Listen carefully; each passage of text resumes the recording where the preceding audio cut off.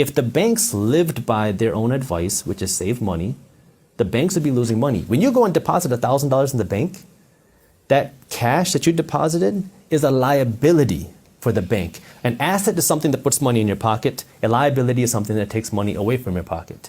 So when the bank has your cash, it's a liability for them. They want to get rid of it as fast as possible.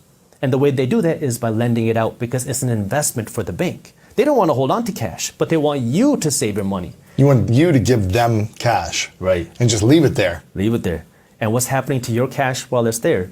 It's losing value to inflation each and every day. Every day that you keep your cash in the bank, you're becoming poorer each and every day. Now it's funny, I made a video on this in 2016. It was my first video to go viral. It was called "You're Guaranteed to Go Broke If You Do This." And I was talking about inflation at 2 to 3%. If you keep your cash in the bank, you're going broke every single day. Now here we are. 8.5%. 8.5%. Yeah. And now people are starting to realize, wow, this inflation is a real problem.